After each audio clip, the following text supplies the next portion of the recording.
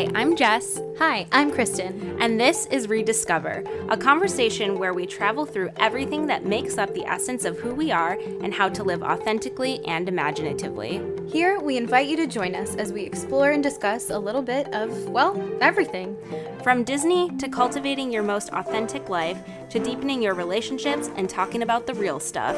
We hope you'll find this a space that speaks to you, encourages you, and brings a little bit of magic into your day.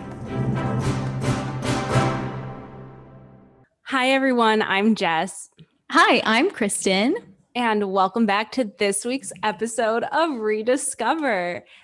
Today is a very special day because we have such a special guest here with us, my dear friend, Stephanie Stiles. Wow, I'm so happy to be here. This is amazing. This is the best hang I've had in a really long time, and it's an honor to be on the pod. We are so grateful to have you here. We are rounding out the month of June on such a high note, and we're just so excited to chat with you and talk about some really fun topics. What's so funny is I've never met Kristen, and yet from listening to your pod and sharing an Enneagram number, I feel like kindred spirits. And I'm just love that we all love some of the same things, but even in listening to your pod, I've learned so much. And so I'm just excited to, have a little chat and be a guest. Well, that made my day. Like Stephanie said, she and I have actually never met until today, but Jess and Stephanie have known each other for quite a while. So I feel like before we even get started, we should talk about how do you guys know each other? Well, we met at Disney, of course. Yes. In 2017. Oh my gosh, 2017, summer of 2017. It was a girls' trip. It was a girls' time. And it was amazing. And again, talk about meeting a kindred spirit. Jess was my introduction into the Disney walls. Yes, I was. I didn't know a thing. It truly was like an I see you. We're connecting on not only our base foundation of meeting at Disney and being at Disney together, but then that was only plussed by becoming friends. And then ultimately we hung out because we hung out in New York. Do we hang out anywhere else? We hung out in New York. I saw you quickly at Disneyland in California. Yes. Oh my God, I forgot about that. That was oh my gosh, what a time. Disneyland. And then she's back. Disney World one more time. And we've been we spent New Year's Eve 2019 together thinking we were going into a really great year. Oh, we kicked off the year on a great foot. Kicked it off great, was incredible, and then but learned a lot and grew a lot and richer for the experience. Yes. So thank you, Disney, for bringing us together. It was great. And again, I think you all spoke in your first episode about how we obviously grew up loving Disney, but then it was kind of, when you saw a Disney adult and the way that, I definitely had an aha moment. I think really high school, college, where I went from being this, younger person who loved Disney to an active consumer of Disney history, Disney, what's coming next, and researching that and following along with, I would say primarily the parks, then finding people who were as interested in it as I was, or even knew more about certain sectors of Disney than I did. That was really cool. So Jess, you're one of those people that was somewhere similarly in the same generation as me, and just connecting on that level, and then having other things in common, but having that foundation and kind of that thing to come back to is always very, very exciting. And I think when you guys spoke about how Disney was that for you, and that it's kind of this home base and a great foundation to build something great on, I really resonated with me. Yeah, truly. I think that's technically how we became friends. We were like, oh, you love Disney too? Well, let's go together. I love that story though. That's precious. Sorry to derail us. I just was like, I feel like people need to hear this story. No, we need the meet cute of Jess and stuff. Yes. I know. I just loved it. We met at the Grand Floridian. That was wow. What a dream. It was so fun. But anyways, so we wanted to have Stephanie on ReDIScover today to talk about something that I think will be a really interesting topic for all of us. We've been doing ReDIScover Summer School this month in June, and we wanted to tap into our favorite extracurricular activity that we did in school, which is musical theater.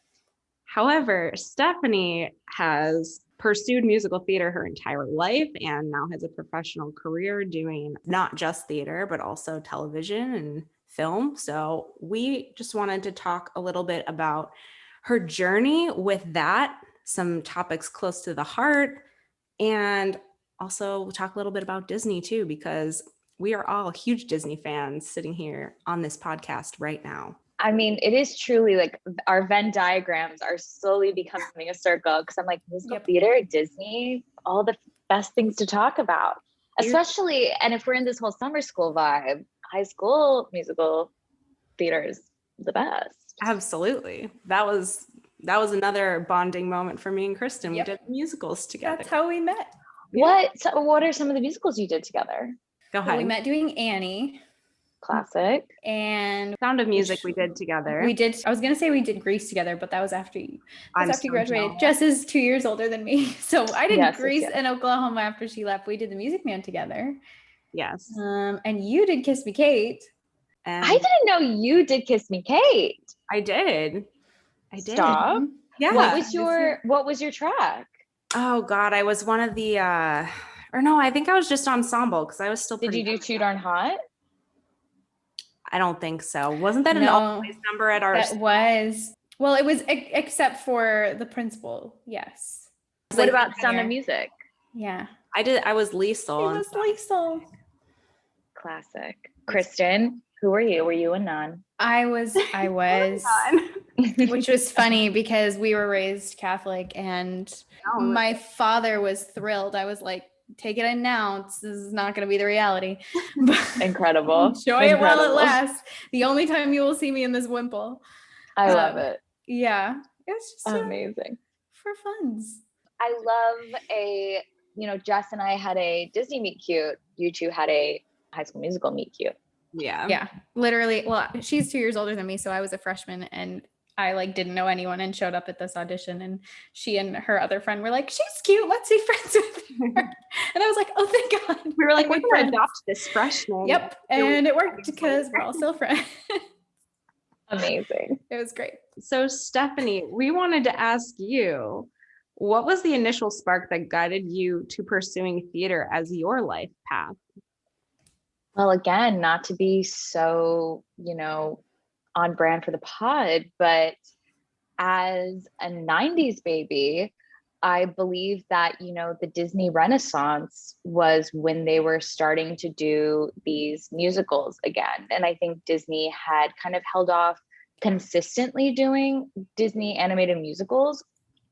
But even, I think when critics said in 1991 that the best Broadway musical was the animated movie Beauty and the Beast. And at that time, it wasn't even on Broadway. It was just this movie. So I think growing up with that, it was just kind of the medium I saw most stories being told, at the time. And, merging that with my mother would show me, Peter Pan with Mary Martin or The Sound of Music. And a lot of the things I was consuming were musicals. And so then my parents took me to see The Phantom of the Opera when I was 4, which maybe is not the most appropriate musical for a 4-year-old. And I loved it so much. And there's a whole story about that. But ultimately, my mother was like, how you take swim lessons. I must have been in swim lessons or something like that. She was like, you can take this lessons. You can take theater classes, and they had theater classes for kids where I'm from. And so she was like, did you want to do that? And at 4, I must have been like, yes. And then I got enrolled at the Humphrey School of Musical Theater at Theater Under the Stars in Houston, Texas. And I just started doing, classes with them. And then slowly I auditioned for my first professional show with them when I was 6, and I got it and did that. And then from there, I kind of just kept on going, doing, local regional theater and classes and theater at my schools, and then pretty much did that until high school, except twice I ended up taking jobs that were not in Texas. And one of them was a tour, and another one was an opera at New York City Opera when I was 14. So, but it's all incredible. Disney. It's Disney. Disney got me there. Your 4-year-old self knew. You just followed that instinct. Yeah. And I do think it's something that I talk to a lot of performers about. And I mean, I guess anyone in most industries this could be applicable to, but it's really interesting knowing what you want to do at such a young age, or, you know, that being your interest, and then that carrying through your whole lifetime to being your career, because it's just a very specific feeling and it's very specific concept. And I feel very lucky for it. And it's truly one of those things, this career being a performer, much with Disney, has been a constant. Well, we'll get into constant later about performing, because that's also not a constant, but you know, these constants in my life, and that they have been these things that I have loved, that I've been able to look at both as a very young person, a child, and also looking at it now, you know, it's very interesting. I'm very lucky to have that perspective and to go on that journey. That is like a knowing with a capital K, to quote Glennon Doyle, but like you know who you are. That's incredible. And I don't want to always say, just like how we love Disney, but it's the sort of thing, like with you all working for Disney, it's like having a moment to look at that relationship with that company, that brand, those ideals, both as a consumer and then someone working for them and creating that magic. It is such an interesting perspective, and one, I think your perspective on it is so incredible, and your journey with it and your learning with it, learning about it, and your growth is so exciting. And I think like your little 6-year-old selves and your princess dresses would be so proud of y'all and what you've done. Yeah, I would think about that a lot. I think we both would. When you have those longer days or harder days or just emotionally draining days, and you're like, you know what? 6-year-old me is jumping up and down in her feety pajamas right now, cheering me on, and I'm going to keep going for her. Absolutely. I'd have those moments all the time. Like you just see something full circle and you're like, I'm doing it. This is really happening. So yeah, that's magic. I think life magic there. Absolutely. I love that. Well, speaking of kind of this whole overarching journey, what has your performance journey been like from childhood and now through your adulthood? And how did that kind of bring you into this now very like established career as a professional actor? That's such an interesting question. I think a thread of it all is that I'm really lucky to be in a profession and to be in a space in my life where I am constantly still learning, and I get to do that often. And so I think obviously as a child, you're always learning, or you're always being presented opportunities of newness or discovery or lessons. And those are just very much being presented to you.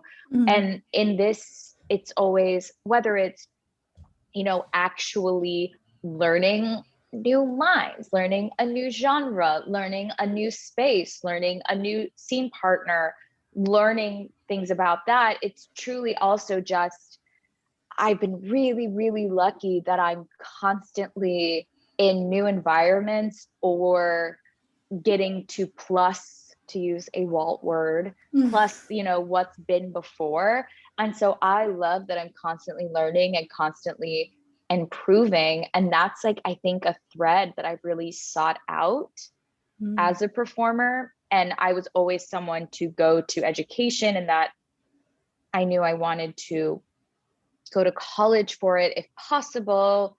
I had other plans if I didn't get into necessarily a BFA program, but I it's something that I feel I'm able to constantly learn, which I love so much, and I'm able to do as an adult. So that's, I would say at the top of this journey. And I mean, there's highs, lows, tears and laughter, to quote Thoroughly Modern Millie, but it's just such an exhilarating career path and also challenging career path.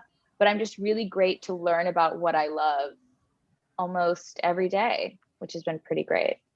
Yeah, I think that's how you keep that. We talk about it a lot on the podcast, but keep that childlike wonderment when the thing that you do with your life is something that constantly presents you with like, hey, look at this new thing. Hey, here's something new to discover. Then you're always engaged and you never really lose that. And it's something what's interesting is that I also do I will coach or teach younger people, but younger being anywhere from, middle schoolers, high schoolers, even college students.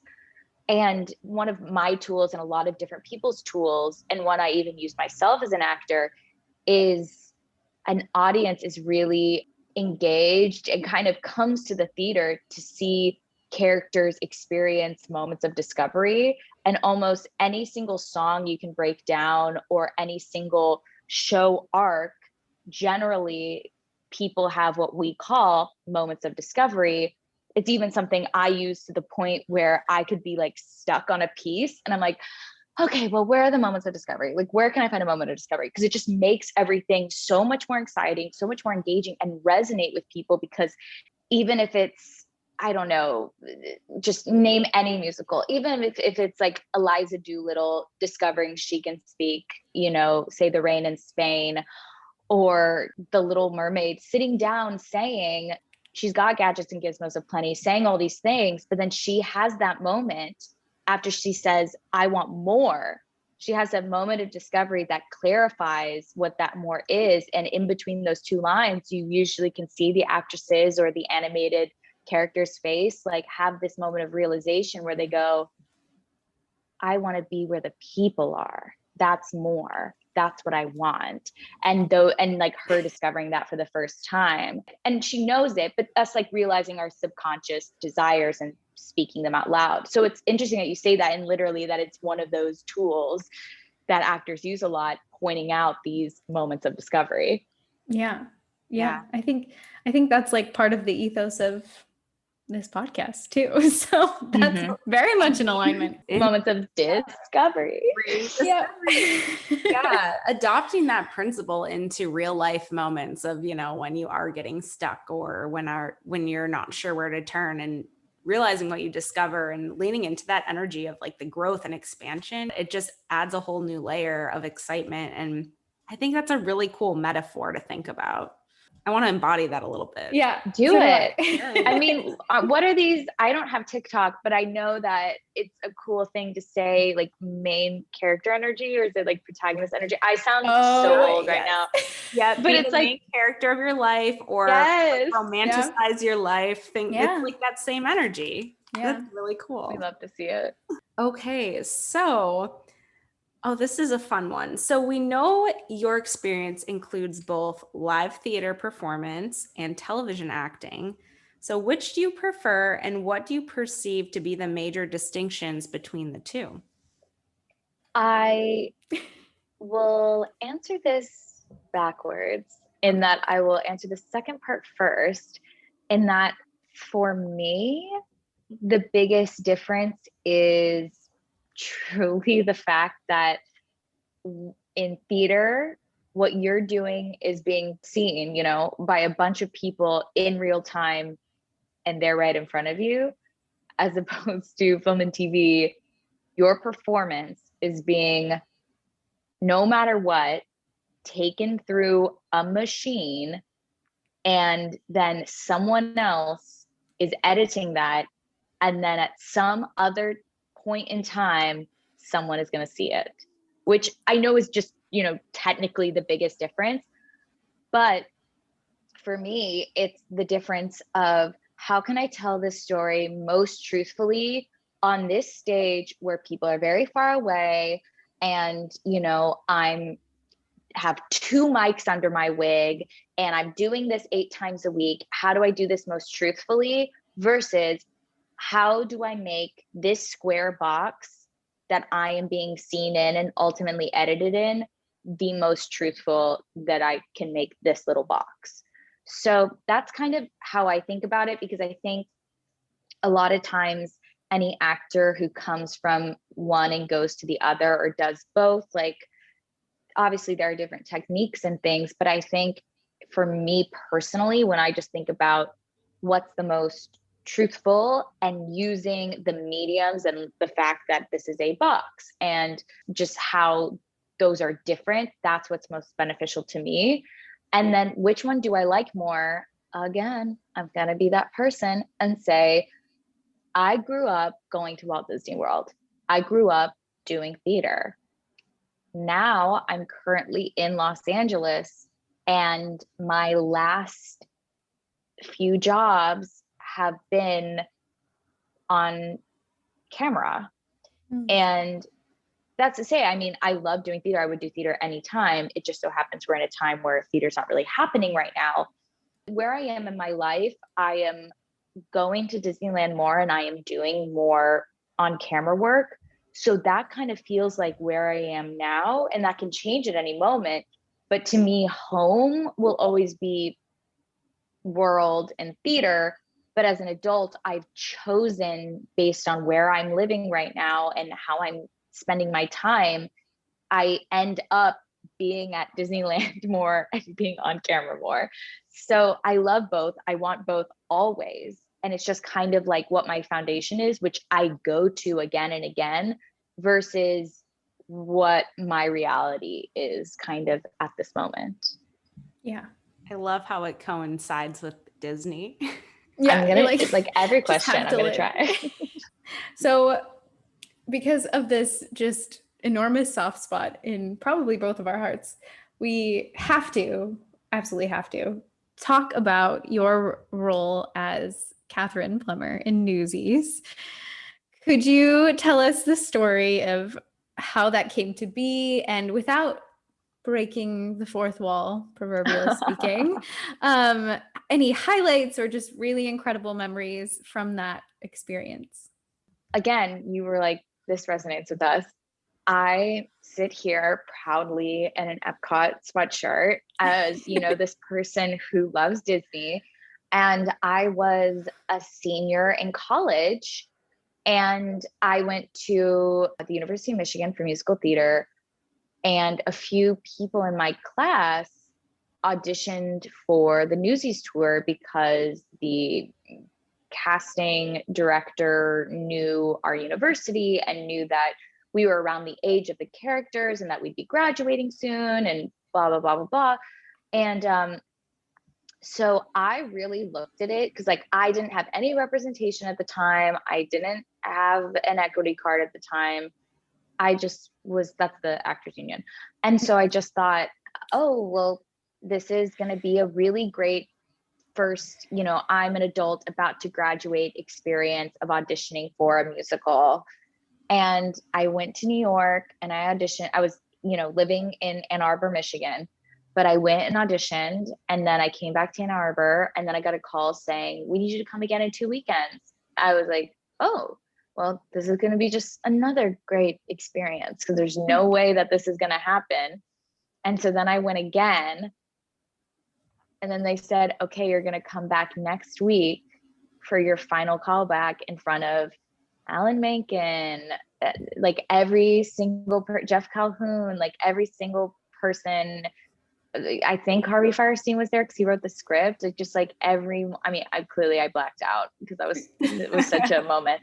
But, you know, auditioning for all these people, Jack Feldman, who wrote the lyrics, who also did the lyrics for the Goofy movie. And that like was between my last day of school as a senior and my first final. So I remember like having note cards for finals at the audition and just like flying back and forth, having to get permission from my teachers to do this, you know? And I did it. And I remember studying, like flying back to Ann Arbor after the final audition. And these auditions are like not only singing from the show, but I think we did 2 scenes, and then there were several versions of like a dance audition that was tapping. That was the Catherine Plummer tap number at King of New York.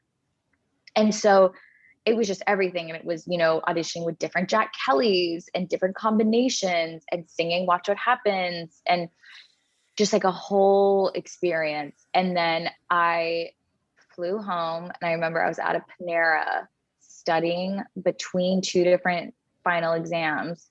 And I was at the Panera, and I got a call that I got it. And I just remember crying. And then I had to go take my final, which was on the history of musical theater. And there was a short answer question about Disney theatrical and the history of Disney theatrical. And I'm just like, like crying. For everyone listening, it was like a moment. That's my ASMR for today. And, but it was just like, I'm sure everyone thought like I didn't study and that I was having a breakdown, but it was incredible. And that must have been, what was that, like, I guess April or May? I don't know when we graduated. And then we wouldn't start rehearsals until September or something. And so it was just amazing having this job. Having any job coming out of school I couldn't believe it. Having it to be this caliber of a role, to be a leading role, and then also to have it be Disney, it truly was everything I wanted, to quote Billie Eilish. And it felt wild. It was also the scariest thing. It was so scary, and it was really hard, but it was so fulfilling. And just, I mean, a special moment that I can think of. I mean, one that's off the top of my head right now, it's that, I don't know how well you all know the musical, but at the peak of Act 2, like everything is chaos, and Jack Kelly climbs this ladder and meets Catherine Plummer on Jack Kelly's roof.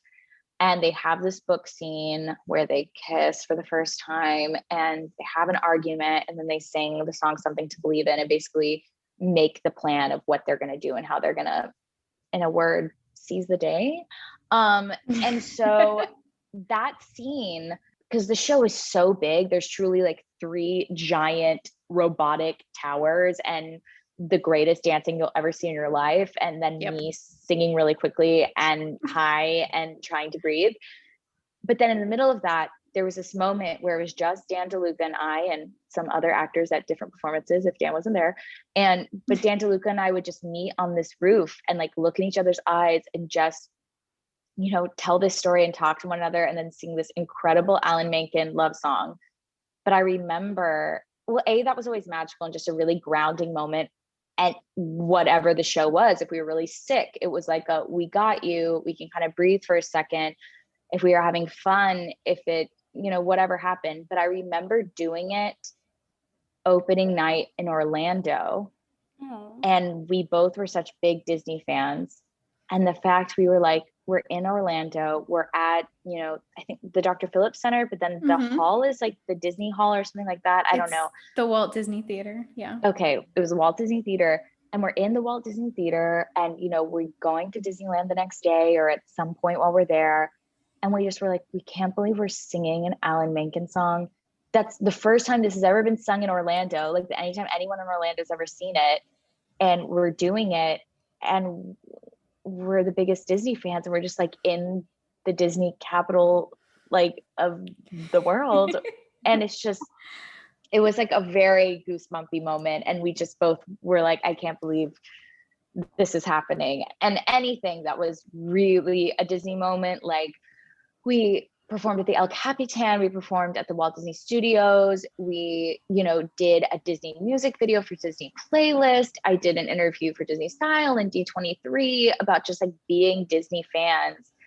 It was the best thing ever. It was truly amazing. And I'm forever grateful for it. And it's something that I would say both doing Newsies, and then being on Broadway, like technically doing a Broadway show that was Kiss Me Kate, both were these very weird moments that were like, whoa, I'm doing and now have done the 2 things I've wanted to do since I was 4 years old: work for Disney and be in a Broadway show. And I did it.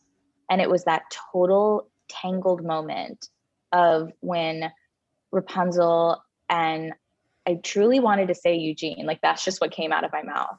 Like, not even Flynn Rider. And they're on the boat, and I'm gonna paraphrase it, but she's like, what if it's not everything I thought it was gonna be, like before the lanterns come? And he goes, it will be. And then she goes, and then what if it is? What do I do then? And he's like, that's a fun thing. You get to find a new dream. And like, I had that total moment after Kiss Me Kate, just being like, oh my gosh, like, I can't believe this happened.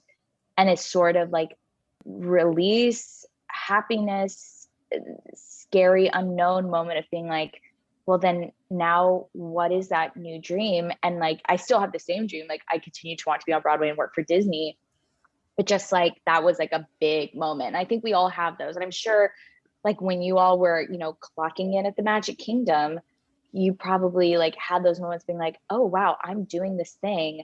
And I know, Jess, I know we've talked a lot about it, but like being like, well, probably at some point we're not going to work for Disney anymore. And like, oh my gosh, what's that going to be like? What's that going to feel like? When is that going to feel right to me? Like, that's such a wild sensation. And I just like wonder if you've talked a lot about that on the pod, or if that's, you know, what those feelings were like for you. Yeah, we've touched on it a little bit. It's a humbling, and sort of, it makes me very aware of the passage of time to consider like, oh, I remember thinking like my job has a shelf life, like a very distinctive one. But if it didn't, would I put one in place? And like, what happens next? And where do I see myself? And I think that whole life is what happens when you're busy making plans thing is totally true. and maybe 2020 did this, but I think we're all in places we never imagined we would be 5 or 10 years ago. And I'm sort of okay with that, because every time life presents me with a surprise, and obviously you too, we sort of just instinctively rise to meet it. It's just in our nature. And when we do that, we get to have that gratifying moment of like, I did this, or like, I get to do this. And then like, okay, I wonder what's coming next. And I don't know, I think that also keeps you really engaged. So I mean, I was inspired before, and I'm inspired more even now. I loved that whole story, Stephanie. And yes. I'm so glad that, I know we've talked about it in passing, but like, I just had chills all over again. It was Because just have you seen Newsies before? Not with you. Got it. Kristen's sister was Catherine Plummer in the high school version of Newsies. Her senior year. She was. She is, I'm biased. She's phenomenal. I flew up there and I went to every single show, and it was her senior year. And then I cried so much because I was just so proud of her, but it's a phenomenal show. It's a phenomenal show, and it's a very hard role. So congrats to your sister. That's amazing. She is the most tenacious Gen Zer that I know. She is. Love it. Very hardworking, but yeah, watch what happens. I was like, yeah. Are you okay? That's a hard song. Do you have anything to say about that song particularly? I barely had a relationship with coffee, but that really ended my relationship with caffeinated coffee. Also, I have so much more relationship with this song than coffee, but just right off the top of my head, I started drinking coffee in college because I was tired all the time. And one person said, you know what can help with that? Coffee. And I remember going, because I'm a tea drinker, still am to the day. I remember saying, what's the most tea or non-coffee tasting coffee you have at this place that I loved in Ann Arbor, Michigan? Shout out to Bobo. That doesn't exist anymore. Oh. But the barista was like, you've got to have a cafe con miel, which is still to this day my favorite coffee beverage. But I started drinking coffee again during Newsies, even though it dries you out, which isn't great for your cords. But I started drinking coffee again because I needed the energy. And then I had a cafe con miel in Chicago before a matinee of Newsies. And I thought, like, my heart has never beat so fast. I'm sure the conductor was like, what is going on with you? Because I felt like I fast forwarded Watch It Happens even more. And I just like, I felt like my heart was beating out of my chest so quickly, and like I couldn't grab it. And it just was, I was like, never again. And I've had coffee a little bit but since then, now and then, but I generally get decaf because I can't revisit that feeling. Yeah. But Watch What Happens is the hardest thing I've ever done. And it is so hard. And I don't think everyone thinks it's hard. I thought it was really hard in that it's just, you do this big book scene called like Jacoby's Deli beforehand. So you really don't get a moment to like have a sip of water or do anything. And so you do Jacoby's Deli, you run around, and like I would hide behind a building for 2 seconds and like do like tongue exercises to make sure my like larynx, my tongue didn't think it was my larynx, and like take some deep breaths for like 2 seconds, and then but still on stage, but like hiding behind a building, and then come around the other side, do this monologue, then start Watch What Happens. So once you hit Jacoby's Deli, there is no turning back. And then, you know, you do that whole song and it's so hard. And I wish I could coach everyone on Watch What Happens for the pure reason that I can just sit you down and be like, you're going to survive and it's going to be amazing. And this is also going to be the most gratifying, satisfying, fulfilling song. I mean, it's one of the most brilliantly written songs, and you get to experience all these different emotions, go through all these things. And, you know, I just loved playing Catherine because she's like this feminist icon, but she's also, someone described my Catherine once, because we all are very different in our portrayals. Someone described my Catherine once as someone who says like, drop the mic. And then they drop the mic and they go like, oh no, are you okay, Mike? Like, I hope I didn't hurt you, Mike. Like, oh no, like I didn't really mean to do that. Because it's this whole, I guess my Catherine was very like, I'm smart and I know what's right and I'm the best. And then be like, to quote her, I have no clue what I'm doing. Like, what did I mess up? Did I seem cool? Like, was I strong? Was I everything I needed to be? Which I think, like, you know, I really resonate with, because it's like, even the people who are the most successful seem the most confident. Obviously, they're dealing with their own things on the inside. And that's what I love about Catherine, is she just threw herself into the situation she wanted to be in. Didn't know any of these people personally, didn't know this side of New York, and was truly, I mean, spoiler alert, in some ways, like really this definitely wasn't her neck of the woods.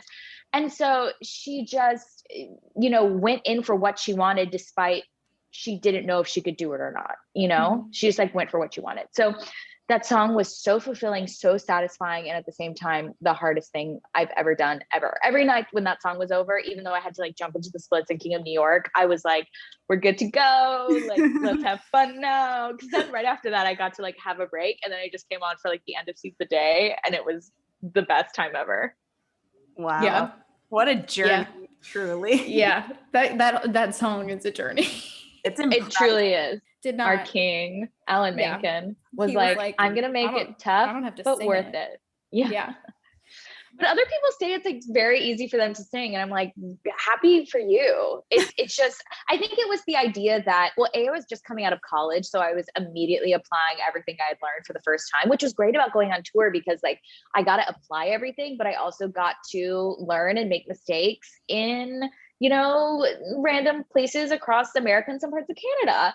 And and that was really great. And everyone was really young. So we all were just like figuring it out. I think it was just hard for me because obviously it's really fast. It's a lot of speak singing and actual singing at the same time. Like you go from these more powdery bits, which, you know, Alan Menken himself said, you know, the song works the best when the powdery bits are more spoken than sung, so that when you get to these like long lines of the chorus of Watch What Happens, that those stick out. And sometimes, just to get technical, it's like when you're speaking or saying something that's at a lower pitch and then you have to go higher, it's like sometimes you just start to feel like you're like, oh, I'm living in this one area, this area feels so foreign. So it's kind of like psyching yourself out that, no, I'm going to like speak and sing these lower parts, like ready to hit this high note at the end of this. And so like going from those two things was just like a lot for me, but I figured it out. And I, you know, for any musical theater people listening, I was still like discovering my mix. I just wanted to belt everything, and it helps me discover my mix. That's cute. Yeah. I feel like that's like throwing yourself in the deep end of training, but It was. You can only I live to tell the tale. yeah. So glad we got to do a deep dive into Newsies there. That was Deep. That was made me fun. happy. Okay, so we wanted to ask you, so you always come across as so genuine and engaged and authentic with like everyone you've met. I especially noticed that with you. like at Disney, if we'd run into people, like I'm always like, Stephanie has such a beautiful heart. So how did you develop that skill set and how do you maintain that professionally? I know it's part of your nature, but you know what I mean. Yeah. And I thank you. That's maybe the greatest compliment ever. And, I just think it's that probably like one of the things I admire most in others is that I've always just been so inspired by people who are innately themselves, or like I love hearing people talk about what they love, because even if it's not something I know about, it's just like people being genuine and having genuine responses and authentic responses to like the things they love in life and the things that they are passionate about. I love hearing people talk about those things. And I think, being yourself, it never goes out of style. It's the most timeless thing. And I think that I just have always been, I'm just lucky in that like I've always been a Disney fan, and it's something I've continued to love my whole life. And I think every human being grows in different ways. And I think, I've grown and changed, and things are different about me even in the past year. I feel like we all probably feel that way. Mm-hmm. But I'm really lucky that I do have constants, and I do have these things that I knew to be an integral part of who I was that continue to be to this day. And sometimes change is tough because it's like, I think of it more as growth a lot of the time, in that someone once said, like, you can't bounce back to something you never were. And so like, we may like experience things that you're like, whoa, I don't like that. Or you may experience someone being inauthentic and you're like, oh, well, that doesn't feel authentic to me. And you can never bounce back to that. You can experience it and you can feel it, but you're probably never going to go back to it because that's not who you are. But I think primarily, specifically when it comes to the industry, I am this way. And it's really hard and almost impossible for me not to be myself and to not be genuine. And that's really tough for me, and that can be really tough in this industry.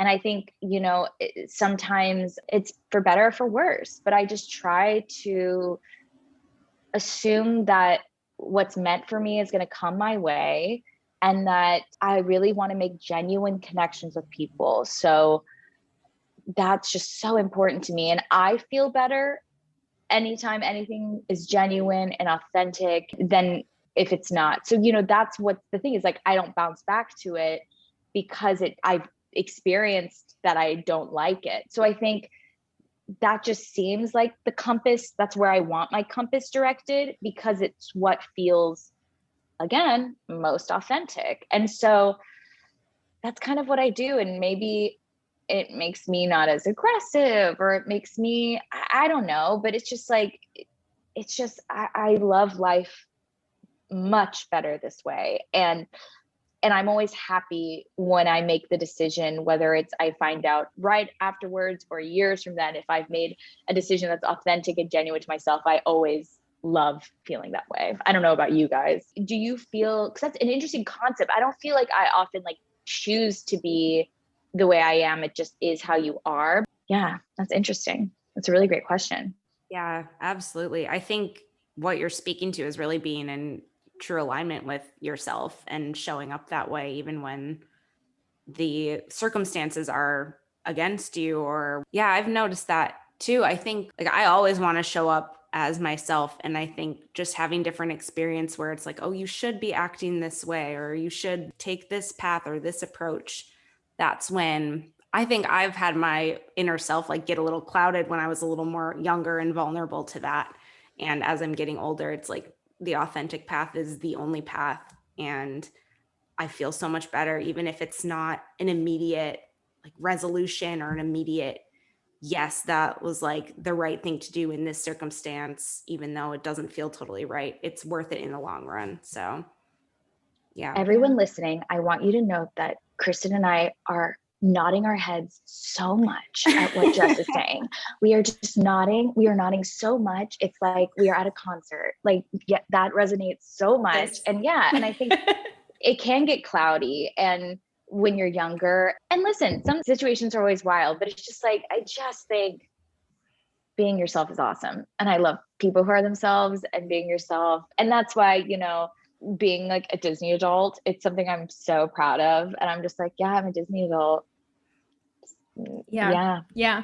And it does attract those kind of people into your life. Because I think if you look at like everyone that Jess is friends with and then everyone that I'm friends with and all the people we've kind of brought into our circle, none of them are alike. Like they're very different people from each other even. And it's so exciting to have that like community around you. And it's just like every walk of life, every different kind of story, and they all feel like equally allowed to be authentic.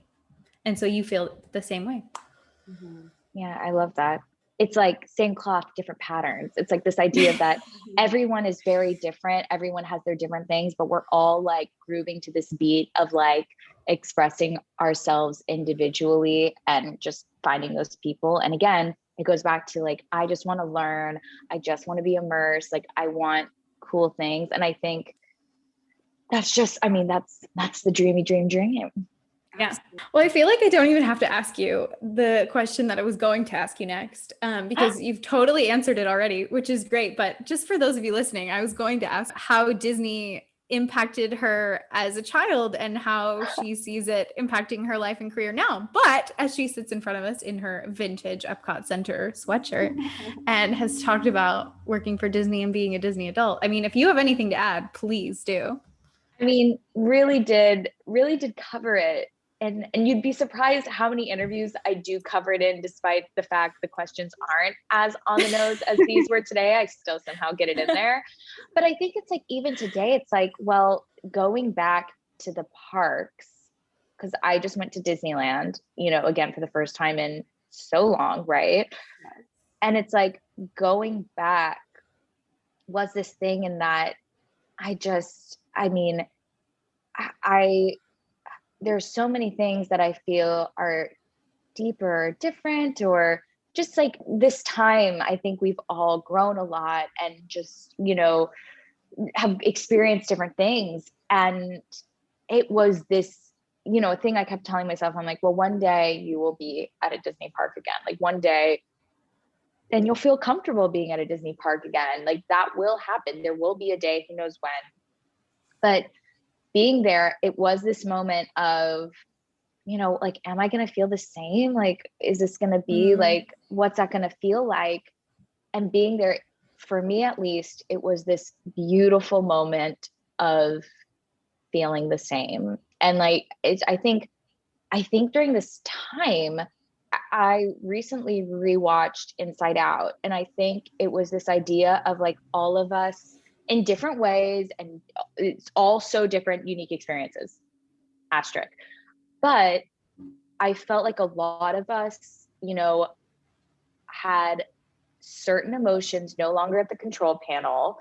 And I also think all of us lost our islands, different islands. So like my career island or like theater island, and like, you know, being close to certain people island, and like Disneyland island, like all of these things that make our personalities or like make our, you know, who we are, we didn't have access to them and they changed and they were different. And it's like, so building those back, and the islands, much like Riley's islands, were built back and they looked different than they did before. And so I went to Disneyland and it felt the same, but there were different things where I just felt more grateful than ever. I felt more like, let's look at the leaves on the trees than ever. And I always felt like a sense of gratitude and honor, like going to a Disney theme park. Like I just love it, but it's just like whether it was like moving slower or just like looking at things and just like choosing to just really feel that full happiness when I was there. It was amazing. And so, you know, I think Disney it's a constant in our lives, but it's also this like barometer of like where we are, and we can always go back to it and kind of notice how we may be different, or we may have grown, but then how at the same time, as we said, there are those, you know, 6-year-olds in us being like, you're doing it you're doing the thing, like you're going through life, and I'm proud of you, and you're cool, and you're growing, and you're learning, and you're rediscovering. Wow. Did it? Okay, good. That landed. That was great. That landed perfectly. Can I ask you really quick, as a little side note, without giving away spoilers, how was Avengers Campus? So I will say something that is kind of wild, and I'm still workshopping the concept. Okay. I think if you were to say what's my favorite type of movie, I think I would say Marvel movies. I love Disney movies, right? Like I love Disney animated movies, Disney Pixar movies. I love all Disney movies. That is technically my favorite genre of movie. But like most of the time, I mean, it's either Disney animation or Marvel. But recently I just have been, I mean, my boyfriend and I, we rewatched all of them. We did a ranking. I'm sure we've all been through this during this pandemic, but rewatched all of them. Did a ranking. Are obviously big fans of the Disney Plus programs. WandaVision is my now like favorite show of all time. We love to see it. So the hype I felt on the inside going in was like, I was so ready. I also was very, very aware of exactly what it was. And I think that's really important going in, being like, you are going into the area that used to be a bug's land. It's not that large. and there's one open attraction right now. And that's what you have to know is going into it. So that being said, I had the best time. It was amazing. Just seeing the characters walking around and like them, you know, just interacting with each other. And obviously the Spidey audio animatronic is incredible. And Web Slingers is unbelievable. Like it is so amazing. And it's exactly what everyone says it is. But it is when you're in it, oh my gosh, it is so amazing. It's just, it's incredible, and everything is terrific, down to the fact that they have those like Coke freestyle machines like in that section. So it's just like, you know, head to toe, but it's just, I mean, I love it. And I'm so excited that it's constantly like, even within the past few weeks, I haven't seen these changes, but it's like now Loki has different outfits. And, you know, it's just like, I was like, is that a spoiler? Outfits. Is that a spoiler? He wears clothes in the show. I know. I was like, huh, I haven't watched it yet. I was like, I'm not saying anything else. He just like changes clothes.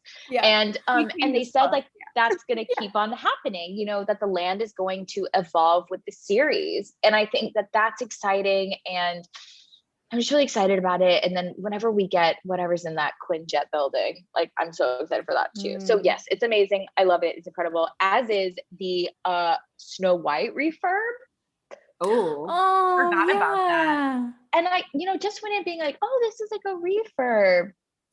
Goosebumps. Like just yelling in my little like log boat, or it's not a boat, but it's like my thing with like just me and my boyfriend in this thing, being like, this is amazing. It was just it's so good.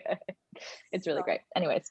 Oh, I can't wait. Also, side note, Rachel Zelder. Rachel, I literally was gonna bring that up. I saw that. Like, oh no, and truly the world is healing, all is right. Like it is the way, this is the way. I'm so excited about it.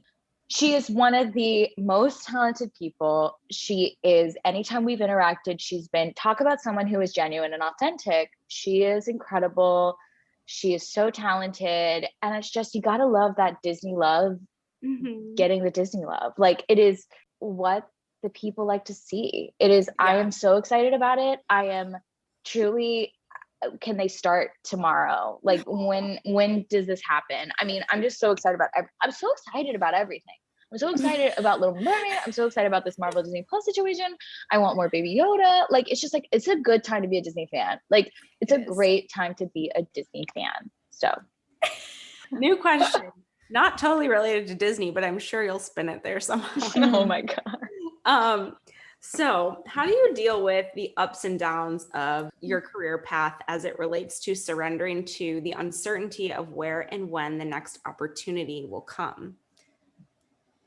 Oh yeah, that's truly everything. It is so uncertain and it is so just inconsistent. It's like a lot about how you frame things mentally, in that I learned to, really, I love feeling momentum, right? And a lot of times you don't feel that. So it's like sometimes you make your own momentum and, make sure you are doing what you need to do, both for your career, but for yourself. But then it's also anytime I have this like lull of being like, oh my gosh, I'm between things. Like, when's the next thing coming? It feels so new. And then I have to take a few seconds and say, Stephanie, remember when you felt this truly not that long ago? And then you did work again. And so, both of those things, it makes you so great. I'm so grateful when I'm working. I'm just so happy to be there. Like, especially, I mean, just like now more than ever, the few jobs that I've had within the past year, it's been like, it just felt like to be on set or to be in a booth has just been unbelievable. And I think it's just, really learning to love auditioning and knowing that like what's so cool about auditioning, it's like we always think, it's audition to get the job, but it's like your job is to audition as an actor. And it's also auditioning is the only time you will ever get to be this character fully according to how you see the character. You have dressed yourself, you have prepared yourself, and even in your audition you could do it and then they immediately give you a direction, but like that first time it's like you have full ownership over what your vision is for that moment. And I think getting excited about those things and getting excited about things that you can do in between, how you can better yourself, that's it. And then knowing that ultimately like you have something to look forward to in that, but you don't even know what it is yet. Like sometimes telling myself like, and listen, that might not even be a job. It's like, there is something, feelings are never final. There will be something coming that's like something exciting, or you will feel differently in just a matter of time, whether it's a few hours or maybe a couple of weeks. I think that's, how I navigate it. And then just having actor friends to talk about it is always great. Yeah. Yeah.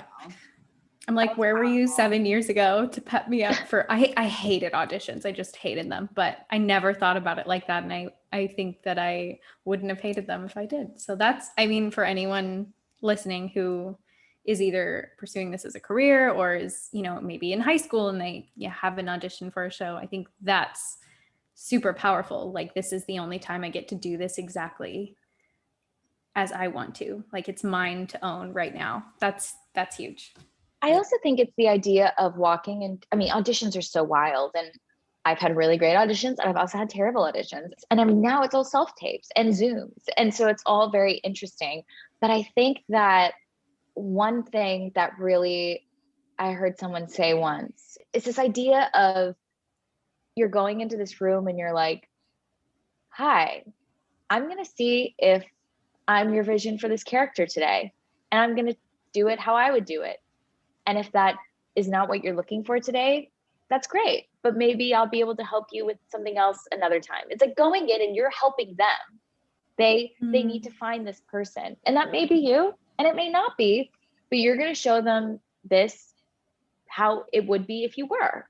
And you're going to be like, this is me doing this. And this is what I think of this. And hopefully you like it. If you don't, maybe you'll think of me for something else later. And that happens so often, even within the same project. It may be a different part, or it could be a different project years down the line. You never know. So yeah, I love that. And I just want to speak to everyone listening too. Like, you can apply this concept, I think, to any sort of job, because I think a lot of times, I know when I was younger, I used to get caught in this trap of, oh, like if they don't want me, I must not be good enough or talented enough or whatever. But it's more so, do you fit the role that needs to be filled here? And like, maybe you do, maybe you don't, but it's not really a personal thing. It's just, is this aligned for you? And is it aligned for them? And That's awesome that you framed it that way, because I think it's so important to look at it like that. And also the whole concept of the uncertainty and surrendering to that. I think us humans, we're so attached to the idea of like stability and like having everything so stable all the time. But you are giving the perfect example of how you have this knowing you're going to work again. It's going to work out. Fully step into the trust of it.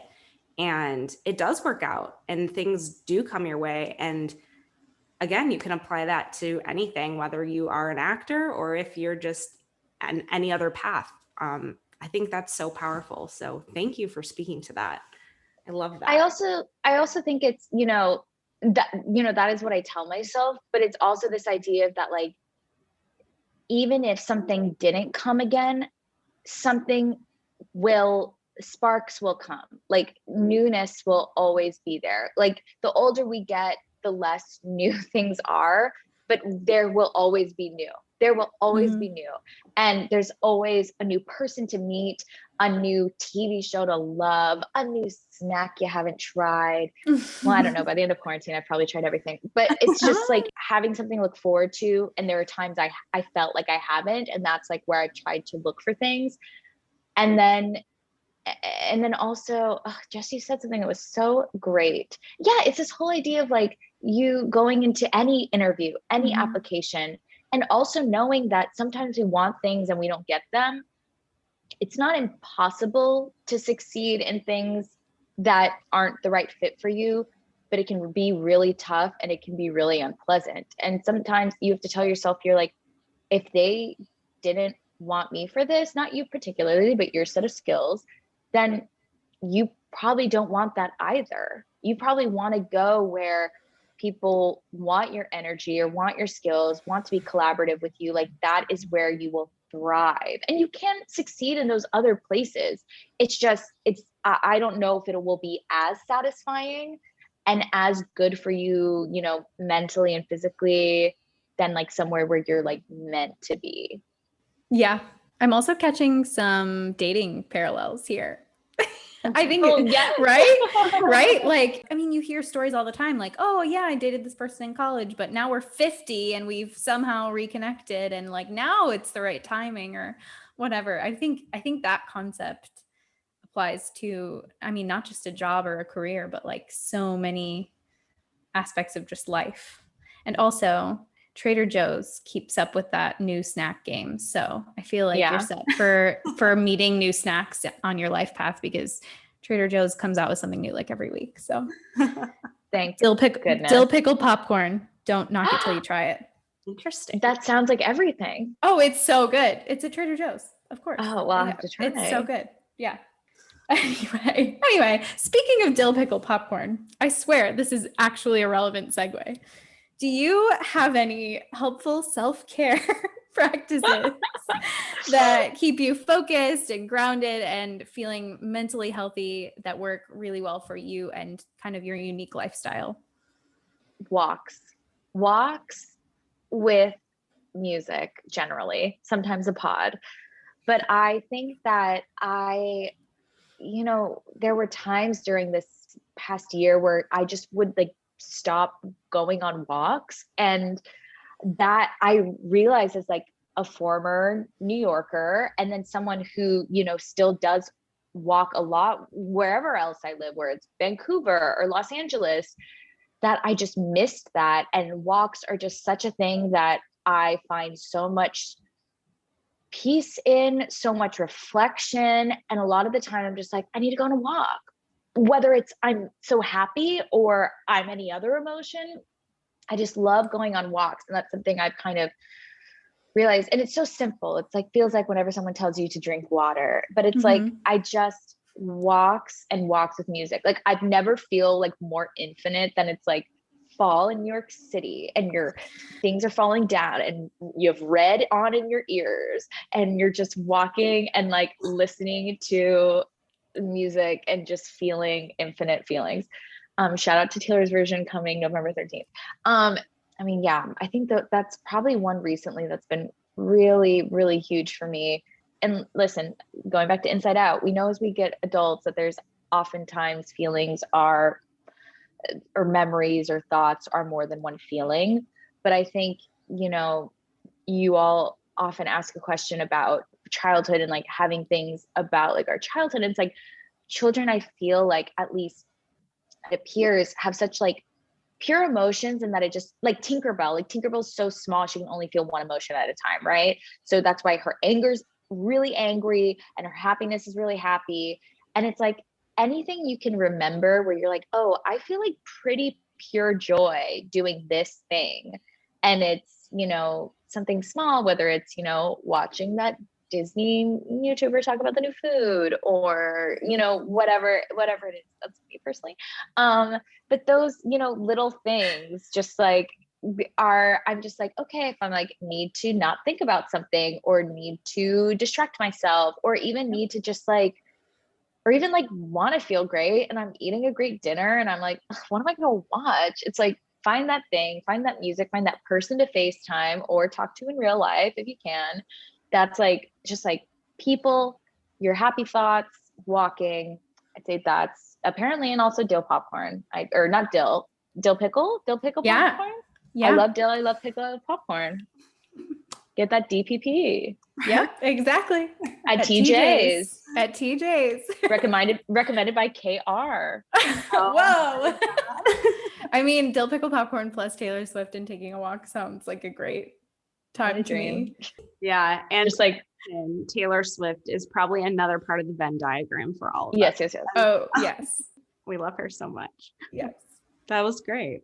All right. So next, you touched on this a little bit, but what advice would you give to someone younger who dreams of a performance career? And then what advice would you offer to someone closer to your own age who is working through the realities of the industry now? You know, I think it's this idea of honestly looking at both of those things, like both those sides, like younger being like, one day this can be it. You can be adult being a professional actor. Like that is, yes, dream big, yes, work hard, but know that it's a thing that can actually happen if you apply yourself, if you practice, if you learn, and if you take this time to really, you know, work on your craft or whatever word you want to use for that, then like you will be that adult one day, and vice versa. If you are, you know, pounding the pavement as an adult, it's like, be like, you know, you were that kid once wanting, I mean, it's something we talked about, like wanting to do this and you're doing the thing. And I just think, again, it's the first thing we talked about, but learning, it's like learn as much as you can as when you're young, and then find any opportunity you can as an adult. There's always someone to learn from, both as a performer, also as a human being. There's always something to learn. There's always something to grow. And I think as you're younger, just learn from anyone you can. If someone presents you with an opportunity to learn a certain technique for acting or have a weekend masterclass, like if you can and if you're able to, I would do it, like, because it's just so great to learn different things and learn more about yourself as a performer. And then as an adult, same, like just soak up any knowledge that you can. That's very well said. I always Thanks, am like, Jess. I'm just a sponge. We're just sponges. Yes. Just soak it all in. Yeah. Be the sponge. Well, clearly this is so apparent in everything that you talk about, but you are obviously someone who is filled to the brim with gratitude. But what has been your most gratifying moment or most special memory that reminds you of why you love what you do?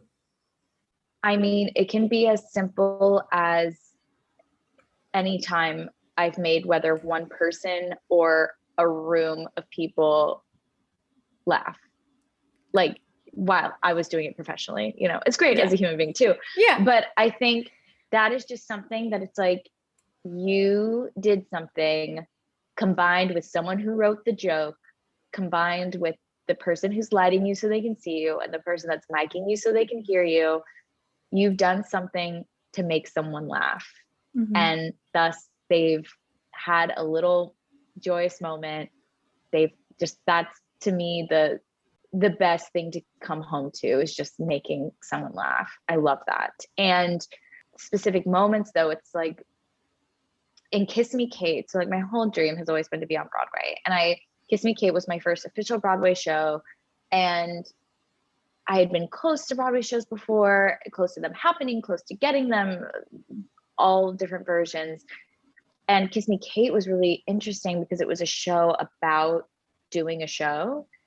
And my character's entrance, like, it's very like written into the show, like has a special music cue, comes through a stage door and walks out on a stage as though it is a stage, looking at an audience. And instead of it being full of people, it's supposed to be empty, just looking at it being like, and she's new, this is her first time in a role on the stage. And she's looking out being like, wow, I'm on stage. Like, this is great. And so I, every night got to walk out and be like, wow, I'm on stage. This is great. and have it be so real. And I mean, especially like both my first preview on Broadway, but like opening night on Broadway, walking out and being like, I'm on the stage of Studio 54 on this street in New York City, doing this thing, and it's happening, and there's an orchestra and there's an audience and there's Broadway icon Kelly O'Hara. Like, it was wild. A moment that hit me that I didn't expect was walking onto the stage of Studio 54 for the first time, in that we had rehearsed, somewhere else in New York through this whole time. I've also, at this point, I've like stepped on Broadway stages before. I've been doing theater at that point for like most of my life. I was going to do the math and I was like, I'm abandoning this. But for a very long time. And I knew this was coming. I was, in a costume already. Like, I was ready to start tech rehearsals. I'd been through tech. It was going to be a long tech day.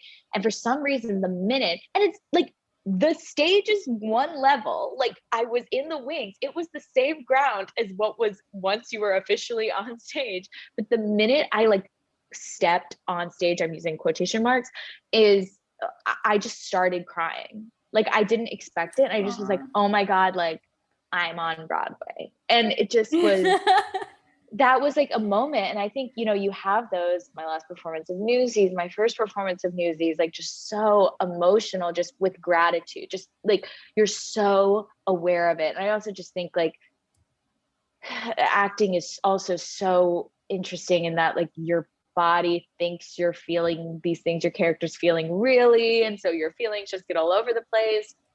So it's just really wild. And then in like film and TV gratitude, it just like working opposite people who just blow my mind with talent, even if it's just for like a day. Like, I did one day on the film Bombshell and I worked opposite John Lithgow, and like it was like a masterclass. It was a masterclass, and his graciousness and his genius, and just like I left that day and like we did a couple of takes, but I remember there was like this one take that just felt so magical, and like the director ran in and was like, I think that was it. Like, I think we got it. And it was like so Hollywood. Like, I think that was it. I think we got it. Like, it just was, it just was like, I was like, oh, I'm doing the thing.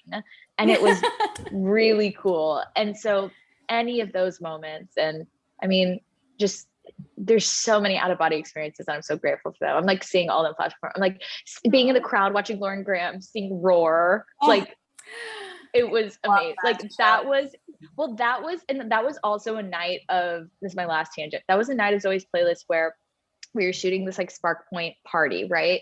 And it was like, we showed up at like 6 p.m. and then we like wrapped at like 3 a.m. It was like a night shoot. And so I remember I had a few lines, but they were like my first thing I did. And then the rest of the time I was like unmiked, just like at this party at Spark Point. And we just like had so much fun, because at that point we were, acting, but we're just bodies, right? And we're just supposed to be having a good time at a party. So like in between setups, we just were like goofing off and like having so much fun, but then like we would have fun professionally, like in the scene. And then it was just like, okay, watch Lauren Graham sing Katy Perry and love it. And I'm like, done. And it was just like because she's incredible. And just like, that was such like a great day where I was like, I can't believe it's like 1 a.m. I'm so tired. I've had so many snacks, and but it's the best thing ever. And it was amazing. So just those moments. I'm very grateful to do what I do, and both like it's all just so amazing. So yeah, those moments. I can't believe we are 1 degree of separation away from knowing Lauren Graham. That's I was just thinking that. I was like, I'm 1 degree of separation from knowing Stacy from the Disney Channel on the resort TV. true. It's truly we're living our dream. We really are. Wow, that's like I just felt your joy through those stories. I really did. My face hurts. Like I haven't smiled for a living in a while, and my face hasn't hurt from smiling in a long time, and my face hurts. Like, so thank you. That's amazing. This is the best feeling, and I'm thankful. Oh my gosh. Okay. Well, We put together a little rapid fire round for you. So just the I'm first thing that honored. comes to mind when we throw these at you, and I'll let Jess start. okay. So these I'm are nervous. the Stephanie Styles rapid fires. Okay. What is your favorite musical? Sentimental Phantom of the Opera. Beautiful. Easy. Favorite Newsies song? I I know. I'm sorry.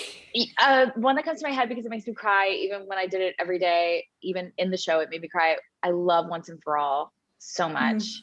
And then I loved singing the Watch What Happens reprise with everyone. That's just such a secret bop. I feel like Once and For All being your favorite is like such an Enneagram 1 moment. I resonate with that. Change coming. It's so good. But it's the part where they're like it's called The Push, where like the 3, if you watch it on Netflix, they have it on, I mean, not Netflix. It was on Netflix. It's on Disney Plus now. If you watch News, it's on Disney Plus. Oh my gosh. I'm not in it, but I'm like emotionally supporting it and like am in the audience, not physically, but emotionally was there. They do this thing called The Push, where like the 3 towers come forward, like where they're singing like Once and For All, like the final time. And I would like look at it off stage, about to like cross stage with the banner, and just like cry. Like it would be like a random matinee in like Madison, Wisconsin, and I'd be crying. And that's the Disney difference. And that was not a rapid fire answer. That's okay. We again, rapid fire is like, I'm using quotation marks now. It's the loosest term in the world. Great. Whatever feels right. Okay. So the next one is, what's your favorite type of performing, like dance, singing, acting, etc.? I would say out of those 3, probably acting. Okay. And although I love singing, but probably acting out of those 3, if we're talking the triple threats. Okay. Do you have another one outside of those 3? I would say the other way I would think about this question is I would say, again, like making people laugh. So that's like a type of performing I love. That's pretty great. That's so sweet. So favorite project you've been a part of? Truly unclear. I would say, Newsies and Kiss Me Kate really, again, were my floating lanterns, both in different ways. So those were amazing. And anytime I've worked for Disney has been incredible. So I would probably say those. I love that. You're floating. And Roman Holiday, but Roman Holiday was really fun. But that was, but that's also being a princess and also like being Cole Porter, which I love. So all of those 3 are probably my like trifecta, like the shows that made me. We have to have a whole separate podcast episode to talk about Roman Holiday because we didn't have time to get into it. And I'm just like, is it your favorite movie? I mean, I am terrible at choosing favorite anything. So I'm really glad no one ever interviews me because I would not be able to choose. But I think I grew up watching those like Audrey Hepburn movies with my mom. And I think Roman Holiday was always my favorite. Oh my gosh, it's phenomenal. And I love Cole Porter, anything. What's interesting about Roman Holiday is it's most one time Vanity Fair or Vogue or something interviewed a few different like women in Hollywood. And they said, if you could live out any movie, what would it be? And the only answer that was repeated more than once was Roman Holiday. Because people are like, I just want to be on a Vespa with Gregory Peck, eating gelato and having the best day of my life. And this is my dream. And again, like doing the events chronologically in real time, like living through Roman Holiday 8 times a week when I was doing it was truly one of the most satisfying, amazing, like, again, like being on a Vespa with Drew Gehling, highly recommend. Incredible. If you have the opportunity, I say do it. Gonna throw that on my bucket list. Yes. So fun. Okay, next one, New York or LA?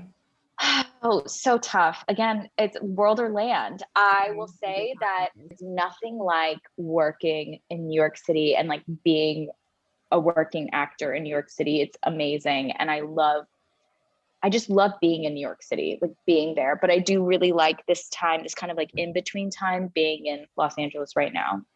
So I truly can't choose. I refuse. That's okay. That's fine. Politely. Okay, now we're gonna get into some Disney rapid fires. Are you ready? Okay, I'm ready. Favorite Disney movie? Beauty and the Beast.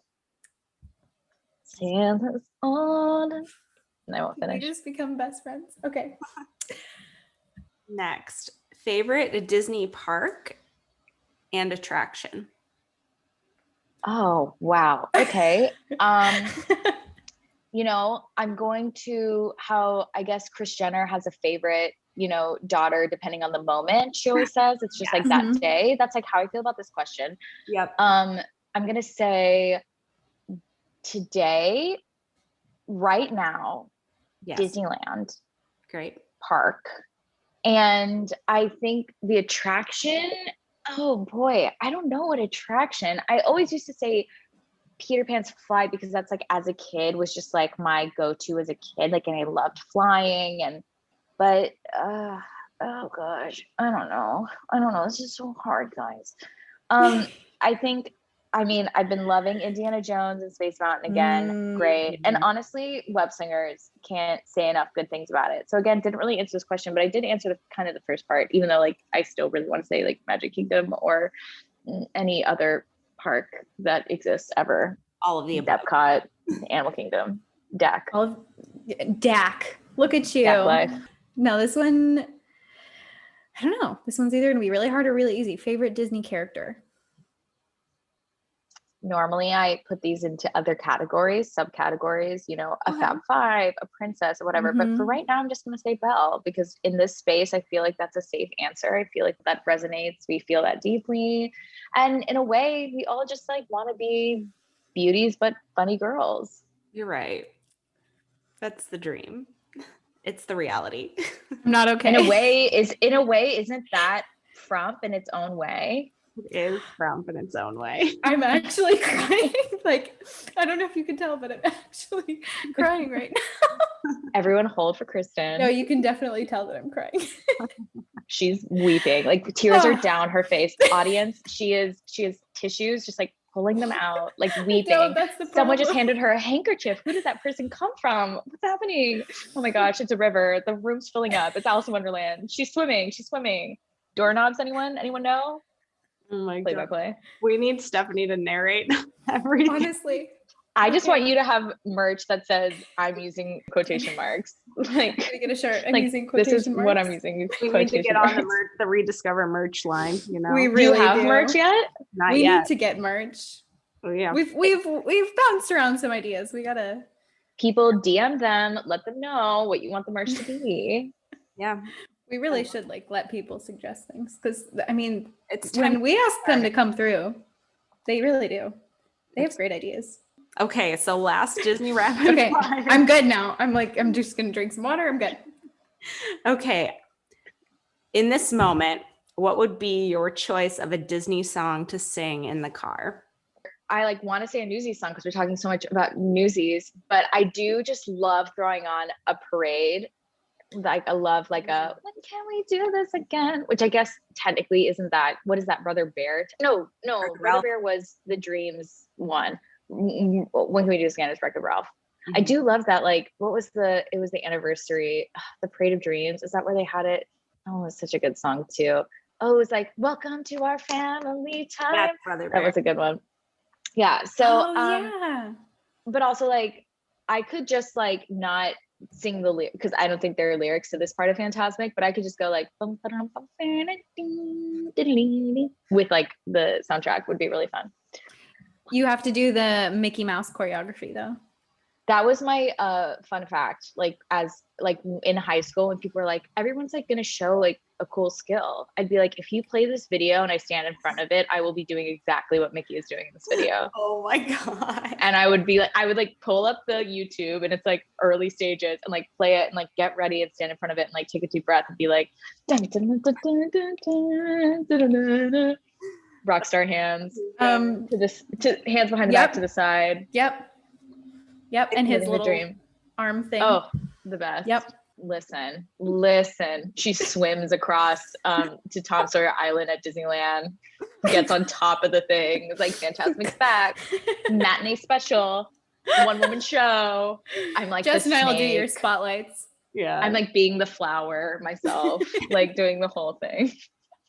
Honestly, I think so many of us would pay a lot of money to see that. So I also bet at any time you could walk into a Disney park and you could say, who here knows enough about Fantasmic to put it on this evening? And I do believe you could pull enough people from the crowd to be like, I need to be petal number 5. Which monkey am I? Mhm. Be like, okay, let's go. Yeah. Let's do it.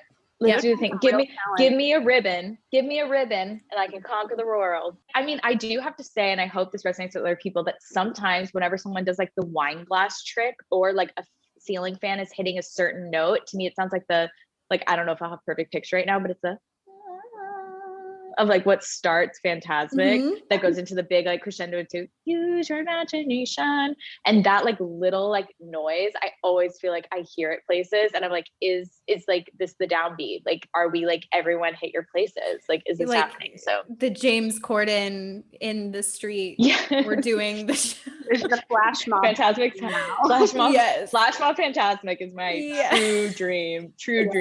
Call us Dream. up Let's when make you it want to happen. organize it. We'll Done. I'm ready. Okay. Incredible. Okay, so this is our very last section. Thank you for spending so much time with us. And Thank you for letting me talk so much and ask you things back and having this time together. To you forever. So I'm just so glad we are doing this so we can like kind of hang out in a way. But yeah. anyways, so our last section is 4 rapid fire questions that we ask all of our ReDIScover guests that kind of tie up all of the pillars of the ReDIScover podcast. And some of these we did touch on, but we can go through them again. So I'm ready. all right. The first one is, what does living authentically mean to you? Right now, I think it means being present. And that's something I have to work at sometimes. But right now, that's something I'm really concentrating on. And I think being present is just so simple, yet can be very challenging, but is the most rewarding. So being present. I 100% agree. If you could travel to one place anywhere in the world right now, where would it be and why? If we didn't have the 2 words right now, I would say Tokyo, Japan. Or just Japan in general. Like, it's the number 1 place I've always wanted to go to. But like, if I had to go somewhere right now, I'd probably say New York. So many of my friends are there and I miss them and haven't seen them in forever. Or Walt Disney World would probably be the other one. Next question. What is one thing you would be doing every day if your life were free of limitations? I think I would see someone I love, like see one of my people every day, because I think right now more than ever, obviously I can see people on FaceTime and things like that, but I'm in a place where, and I found myself because I travel so often, is that a lot of the times I'm not with the people I'm closest to in my life. And I've gotten very used to that. And I've thankfully have amazing friends, family, partner who are amazing at that. But I think if I could see someone, and maybe even on FaceTime, like maybe just like connecting with someone I love no matter what, but if I could see someone in person that I love every day, I think that would be really great. And maybe that's like very much how I feel in this moment. That would be great. That's a great I love answer. that. Nobody's said that before. No. Oh, really? Yeah. No. That's a great one. Well, not that this hasn't been like a total running theme, obviously, with talking about Disney and just everything for the last way longer than we told her we were going to have her on this podcast episode. Listen, happy to be here. So My fault. What is one childlike quality that you think would be beneficial if adults utilized it daily? I think, the newness in the experience of the child, coming at it as, a blank slate or a seed, whichever, if you're more, I don't know if anyone studied child rearing in college or like child literature or watched Lost, but it's the John Locke versus like Jean-Jacques Rousseau way of like thinking about a child. It's either the tabula rasa, like a blank slate that you paint on as the parent, or it's a seedling that you kind of like just help it grow the way it's going to regardless. I think it's that idea. It's still, all of it is new. And so it's like this idea that coming to this earth, you have no like preconceived notions about everything. Everything is new there. I mean, it's honestly everything we talked about today. It's like everything. And then that's what I think is great about your podcast. It's like discovery. You have newness and discovery and awe and wonder, not having any judgment, but at the same time, having your own values so pristine and clear to yourself. If you don't like broccoli, you don't pretend you like, if you like this, if you don't like this, if you like playing in the grass, if you don't want to play in the grass, like you're just very like aware of what you like and who you are. And you're open to other people being what they're like and who they are. Also paired with the like celebration of whatever you're feeling in the moment, the being sad, being happy. It's just like, I think it's the newness, pureness, and unabashed, like living authentically that I believe is children. And is that what Disney's about? Is that what, all of these things that we love, to me, working for Disney and Disney characters and anything I've done with Disney, I think what they do so well is their characters always have hope. Their protagonists always have hope. Their supporting characters always have hope. Their villains always have hope that they're gonna see the way or things are gonna happen for them.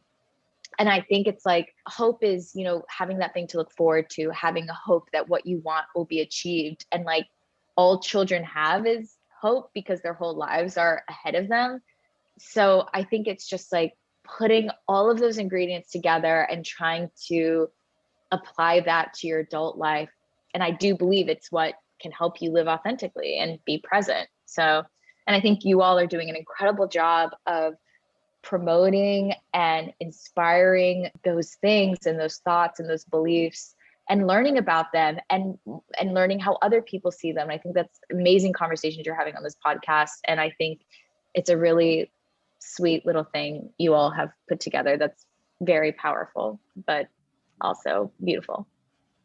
Thank you. That was beautiful. Tied a little bow on everything that we try. Some punctuation.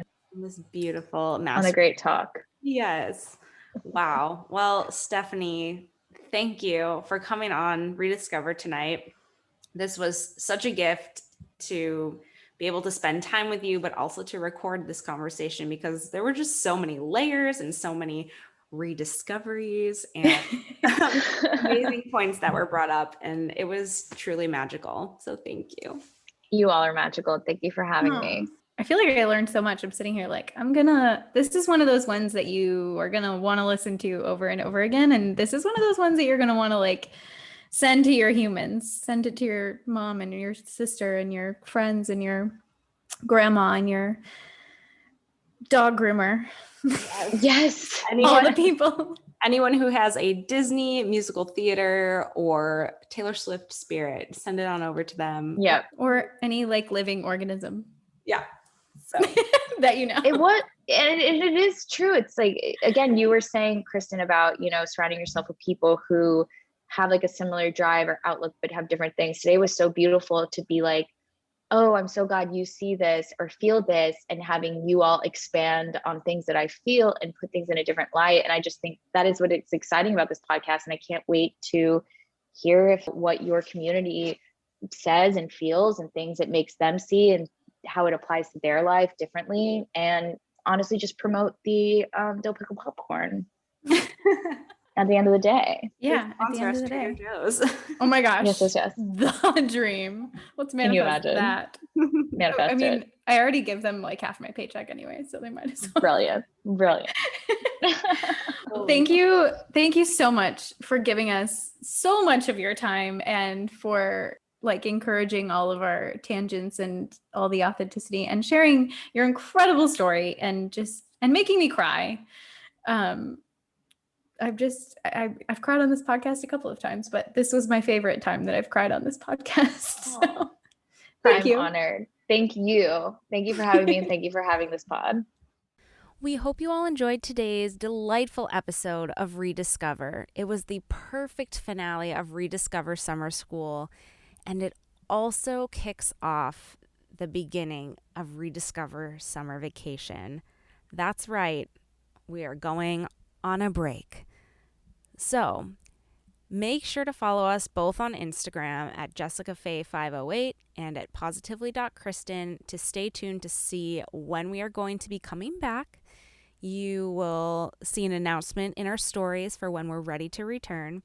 And we just wanted to reiterate, I know we say this often, but thank you all so much for your constant support. We cannot even express into words how much we appreciate you. We are so grateful for every DM you send us, for every time you share an episode, every rating and review on Apple Podcast, and anything that you guys ever find relatable that helped you have your own rediscovery in your lives. We love to hear from you all. Our hearts are filled to the brim with gratitude to have a beautiful community like our ReDIScover community. So thank you so much for listening today. In the meantime, over the summer, make sure to catch up on all the episodes that maybe you fell behind on or re-listen to some old favorites. We have so many incredible ones that we've gotten to record over the past several months. This has been such a passion project for us, and to be able to create this together has been such a gift. So have a wonderful summer. You can always message us on Instagram if you ever have new ideas for podcast episodes for when we come back. We would love to hear them. We have a few in the works already for ideas, so stay tuned for those. But until next time, again, thank you so much, and we'll talk to you guys soon. Bye. We hope you've enjoyed this episode of ReDIScover. Please subscribe and leave us a review wherever you're listening. Your reviews are what keep us going, and we'd love to hear from you. Join us every Tuesday for a new conversation, and let us know what you think we should talk about next. Follow us on Instagram at positively.Kristen and at JessicaFaye508. And check out Jess's blog at theroadjesstraveled with 1l.com. Until next time, Stay frumpy!